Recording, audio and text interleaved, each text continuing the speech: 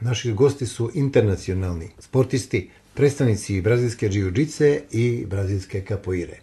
Edson Rodriguez Ricardo Alemano, jesam li dobro rekao? Dobro. I Alex Calisto Aruda Vuk ili Robinzone. Naši gosti su i Tijana Đurović i Emir Delić. Dobrodošli. Hvala, bolje vas našli. Već 5 godina brazilska džiu-džica postoji u Crnoj Gori, tačnije u Podgorici. Ima i drugi kluba. Postoje još 2-3 kluba, postoje čak klub u Budvi gdje je naš trener Edson Rodriguez Ricardo također trener i postoje još 2 kluba u Podgorici. U tim klubovima su treneri, ljudi koji su trenirali džiu-džicu u Crnoj Gori ili u Srbiji. Naš trener nije u njihovim klubovima trener, to su zasebni klubovi. Znači izdanci drugih škola. Pa, može se reći tako nešto. Klub vaš se zove Equipe Fabricio. Da. Equipe znači na portugalskom ekipa, da. A Fabricio je učitelj našega gosta večerašnjeg, ili tako? Da, Fabricio je trener našeg trenera, po kojem škola nosi naziv i kada je naš trener, Edson došao iz Brazila, otvorio svoj klub kao filijalu kluba sa Copagamena iz Brazila, Equipa Fabricio. Ja sam očekivao recimo da po uzoru na mnoge judo klubove, klub nosi nekog vrhunskog predstavnika kao na primjer Rorion Gracie. Ili Horion, kako se ono kaže? Horion Gracie. Ili Royce. Royce Gracie, Holly Gracie. U Brazilu ima velika akademija, kao Gracie Akademija, kao Horio Gracie.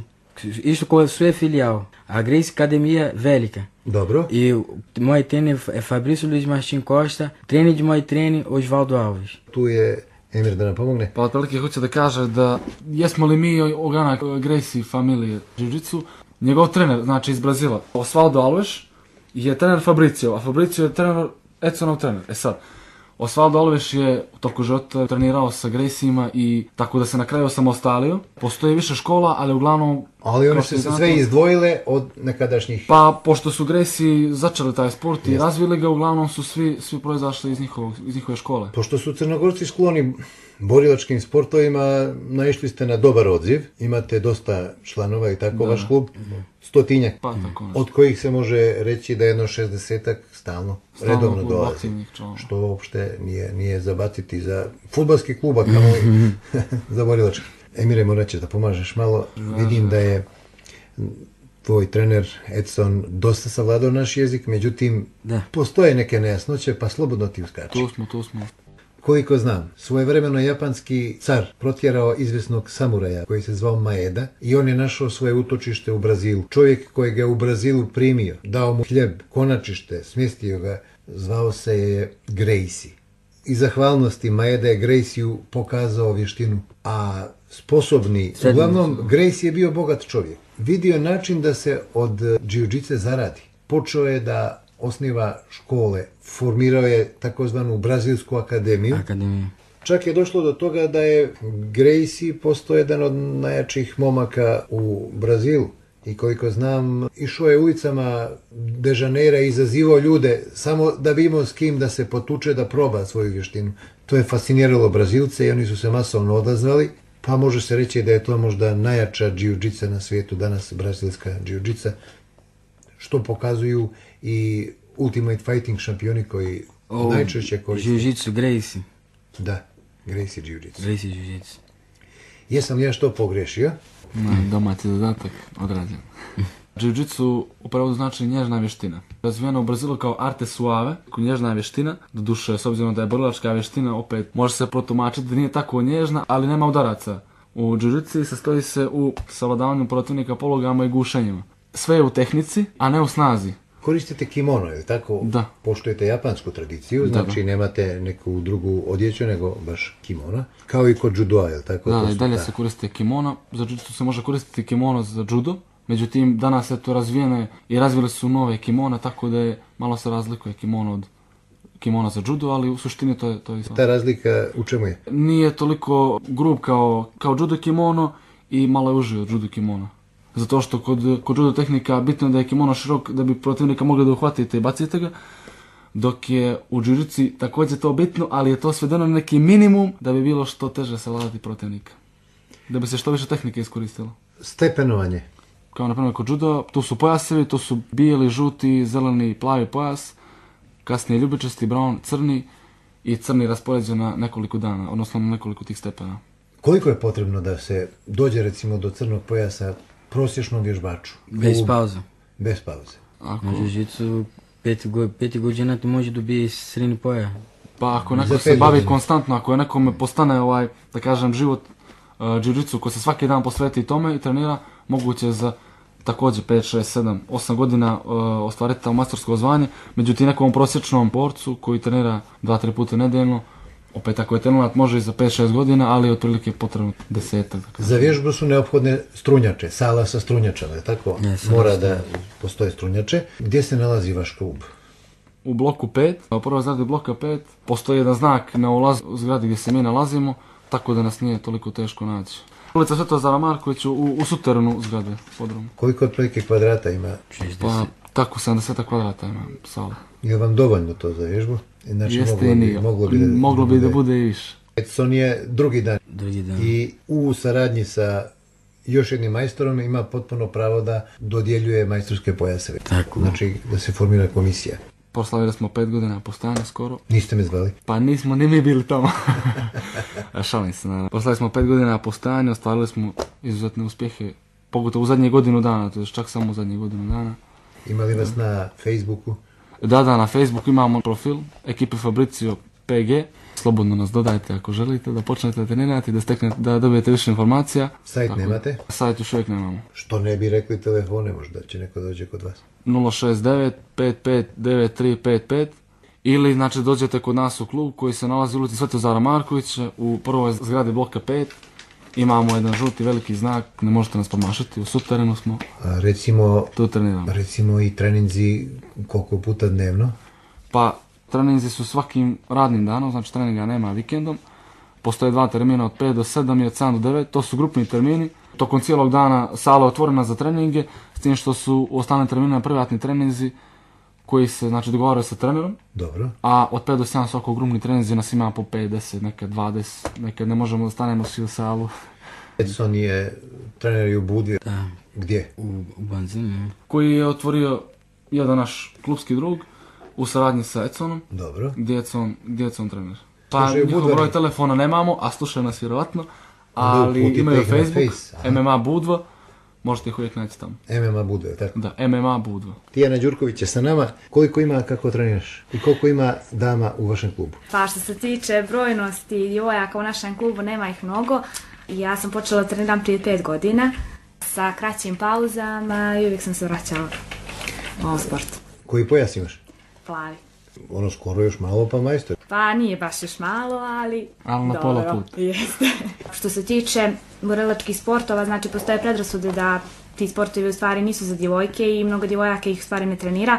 To je greška, jer sport nas prije svega uči samoodbrani, a samim tim bavljenje ovim sportom nam omogućava zdravlje. Svakako treba doći i vidjeti. Postoje druženje izvan sale? Normalno. Znači razvije se tu i prijateljstvo? Jest. Tamo se znači izbližimo i onda kasnije svakako pričamo i nekim drugim temama. Ima valjda i finih momaka? Ima. Emire, ima li finih djevojaka? Ima. Dobro. Prema tome topla preporuka i tako da makar dođu i pogledaju. Da li može neko da dođe i da pogleda trening, da posmatra? Okay. Otvoreni su, je tako? Nije ništa zatvoreno. Da, može naravno. Svako ko želi može da dođe, da odradi trening s nama. To je naravno opcija, koliko želi, ili samo da gleda i naravno ako mu se svidi da počne trenirati s nama. Slavljena za ove grupne treninge od 5 do 7 je 7, 9 i 30 eura. Tu spadaju treninzi, znači svakim radnim danom osim vikendom. Sad za ove ostale treninge u ostalim terminima, privatni treninzi, to se već sa trenerom dogovara. Posebno dogovara. To zavisi od broja polaznika u tom terminu. Ima fitness. Tako da, naravno, pored jiu-jitsu postoji fitness treninzi. Ko drži? Također. Do 9 noći do 10. Iz čega se sastoje ti fitness treninzi? Ko radi kao cardio. Pa to su uglavnom, kao što kaže, cardio treninzi. Vježbe znači za gubljenje kilaže, za jednostavno za održavanje kilaže, za stvaranje bolje kondicionalnog stanja organizma i tako dalje. Znači, za mršanje poslije pršute dobra je vaša fitness sala, je tako? Lagano. Koliko su treninzi fitnessa? A fitness ima ljudi da trenira 3 puta u nedjelju. Dobro. Ima ljudi trenira svaki dan, Dobro. 3 puta nedelju 3 trenira svaki dan. Nema u subotu i nema u nedelju. Ljudi plata 50 eura. 50 eura za svaki dan. Svaki dan. Svaki dan. A ukoliko je samo 3 puta nedeljno 3 puta 30. onda je 30 eura. Dobro. Dolazi dosta ljudi, kao ženska, dolazi ženska. Dobro. A ima studentki prije 150 kila i sad ima 100 kila. Znači, treningom kod vas. Da. Bravo. Nema što da kažem, nego bravo. Ima takmičenje, ili tako? Naravno da ima. Edson će nam nešto reći, ako uspije da nabode, što bi se reklo. A u brazilskoj jiu-jitsu ima takmičenje u 3 studenti, 2 studenti dobiju medalju u Ameriku. A evo, Emir će ipak malo to plastično. Pa kao i u svakom sportu postoje ogroman broj takmičenja, postoji evropsko takmičenje, European Open, postoji svjetsko takmičenje, a najveći broj takmičenja su takozvani Openi, recimo Montenegro Open, Slovenian Open, tako dalje, kao i u tenisu što imamo Australian Open. Na tim takmičenjima mogu se pojave ljudi iz cijelog svijeta. Takmičenja se održavaju tako što se bore u svojoj kategoriji koja se rangira po pojasima i po kilaži. Svaki pojas ima svoju kilažu koja je u rasponu od 6 kg. Mogu da se rade u kimonu i bez kimona. Bez kimona je podvještina brazilske jiu-jitsu, naziva se grappling. Naš klub učestvuje na brojnim takmičenjima, pogotovo ove godine. Na Italian Open, Serbian Open, to sve takmičenja mješovitog tipa, znači i kimono i bez kimona.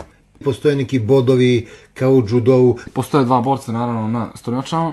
Postoji sudija koji je zajedno s njima na stornjačama i postoje još 3 sudija koji su za zapisničkim stolom. Sudija koji je na tatamiju zadužen za davanje bodova, a nije nužno da se borba završi finalizacijom, kako to mi kažemo, gušenjem ili pologom. Naravno, postoje poeni. Svaka pozicija nosi određeni broj poena, kao i u judu, i bacanje također u brazilskoj jiu-jitsu nose poena, a borba se može završiti na poene ili submissionom, odnosno gušenjem i pologom, tako što će protivnik, kada osjeti da više nije mogućno da se bori, da preda tako što će lupiti par puta rukom ili nogom već. Tapšanjem, da. Ostornjaču protivnika i tako dalje. Ili se čak borba može završiti sudinskim prekidom ukoliko sudija procijeni da je, ne daj Bože, život protivnika opasnost, ili ako vidi da protivnik ima neki svoj ego i da ne želi da preda borbu, da ne želi da izgubi na taj način, predajući borbu.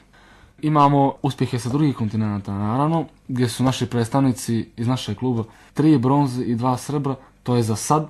Nedavno su otišli, nadamo se. Znači, počeli ste malo ozbiljno. Pa da. Econe, često gledamo MMA takmičenja, Mixed Martial Arts, ili tako? Tako. I čujem ja one komentatore kako pominju da su borci svaki čas koristili brazilsku jiu-jitsu i ne treba to izjednačavati sa brazilskom jiu-jitsu. Nema treba. Znak dosta ljudi trenira brazilsku jiu-jitsu, kapire? Pa ponekad se može desiti da neko, možda nekim slučajem, izjednači MMA i brazilsku jiu-jitsu, međutim, brazilska jiu-jitsu je samo dio MMA, jer kao što samo ime kaže, Mixed Martial Arts se sastoji iz velikog broja vještina, između ostalog i jiu-jitsu, doduše nekompletne, ali se koriste određene tehnike iz brazilske jiu-jitsu, konkretno iz ove discipline bez kimona. Ono što je zajedničko većini boraca, uspješnih boraca, je to što su svi, ne svi, ali većina majstori brazilske jiu-jitsu. Primijetio sam to. Nema udaraca. Ne, nikakvih udaraca nema, samo znači bacanje, počinje se sa judo tehnikama, da bi se na kraju borba svela na parter, jer se 90% borbe odvija u parteru, gdje se protivnik savlada polugom ili gušenjem. Kada hoće neko da uđe u MMA ring, napadačke tehnike, praktično udaračke mora da uči iz drugih vještina. Da, svakako. Neophodno je da pored jiu-jitsu trenira bar još jedan udarački sport, recimo boks, kickboks ili neki drugi. Mislim da ima neko na liniji, evo da čujemo. Pozdrav vama, Časlav, još jednom i vašim gostima. Također. Naročito gospodu iz Brazila. Kako bi rekli pozdrav na brazilskom? Oi, tudo bem? Eto, to vam je bilo, kako si na čistom brazilskom portugalskom. A je li tako? Dobro, mogu da vas zamolim da pitate gospodina iz Brazila kako bi ova reprezentacija Brazila prošla na neko takmičenje, ako može. Ja ću nabrojati neke od takmičara. Da, recite. Jer može? Može. Gilmar Jalma Santos, Viva Edu Baba, Garinča Tostao Žesom Pelej Zagalo. Generacija vaše mladosti. Jeste, davno, da 58. godina. Ti priča de futebol, nije brazilski jiu-jitsu. Pelé, Garrincha, Zagallo, oni 7, 8, 10, 60 godina. Doktor Sokrates. Sócrates, Garrincha, Juvelino, Rivelino. Brazilac da ne zna fudbala, a gdje ste to našli? Ne možete vi s njima da pričate o tome. Veliki pozdrav, prijatno. Da li se neko od vaših okušao u MMA? Pa od naših se, ja mislim, još niko nije okušao MMA. Jedno vrijeme smo se spremali čak za neka takmičenja, međutim to nas se izjalovilo. Eto, 3 puta se spremao jedan naš kolega iz kluba. U bliskoj budućnosti, iduće godine u martu, će biti neki događaj u sportskom centru Morača. Dobro. Pa bi eto trebalo možda čak i ja konkretno da se okušam u toj vještini, doduše amaterski, sa sve zaštitom. Ipak se ne bih šalio previše sa tim. Tijana, takmičarske ambicije? Pa ima svakako. Jesi bila neki put? Nisam bila. A Nisam planiraš? bila, planiram. Naprimjer, gdje? Pa ne znam. Evo čekamo neko takmičenje. Da posvetimo pažnju i večerašnjem drugom Brazilcu, našem Vuku, Lobizome, tako? Lobizome. Alex Calisto Arruda. Da kažemo da je Alex svega nekoliko dana ovdje i namjerava da osnuje školu brazilske kapoire. Također je borilačka vještina, međutim ona ima elemente plesa, muzike. Nastala je na bazi borilačkih vještina koje su razvili robovi iz Afrike. Nisu smjeli da imaju oružje i oni su kapoiru razvili kao jedan od načina odbrane. Znači kapoira uopšte nema veze s Japanom. Pa uglavnom vi ste rekli sve da je stvoreno od strane robova kojima je bilo zabranjeno da se bave bilo kakvim borbenim aktivnostima, da treniraju, niti su posjedovali neko oružje koje bi morali da se bave, ali su na neki način uspjeli da razviju kapoeru u obliku plesa. Međutim, to je borbena tehnika. Ranije je isključivo bila vezana za neke pripadnike nižeg staleža, ali da bi nakon toga, zahvaljujući nekim majstorima ili, kako se to kaže u kapoeri, meštrima, Bimbi i Pastinji, postala nacionalni sport. Sada je kapoera, znači, širom svijeta rasprostranjen sport i bez obzira na pol godine uzraste svi treniraju. Ima takmičenja u kapoiri? Tá perguntando se tem competição capoeira. Sim, tem competições de capoeira. Da, i u kapoeri postoje takmičenja? Tem, em todos os lugares do mundo, mas eles tentam sempre concentrar no Brasil. Aha, pa postoje takmičenja širom svijeta, ali su uglavnom koncentrisane u Brazilu. Kada on malo savlada naš jezik i stekne poklonike, da mu posvetimo pažnju tako što će biti posebna noć posvećena kapoiri.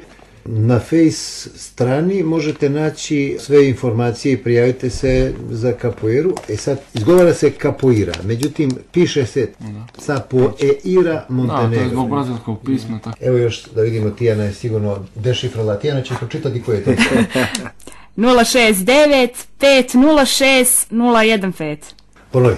069 506 015. Hvala Emiru i Tijani što su pomogli. Hvala Edsonu.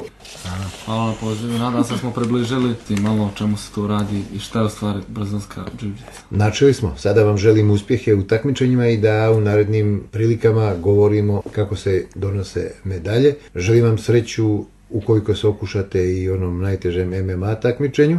Hvala. Mi ćemo, ako budete voljni da vas pratimo, biti pored, samo se redovno oglašavajte. Hoćemo, naravno, sa još boljim rezultatima. Živjeli.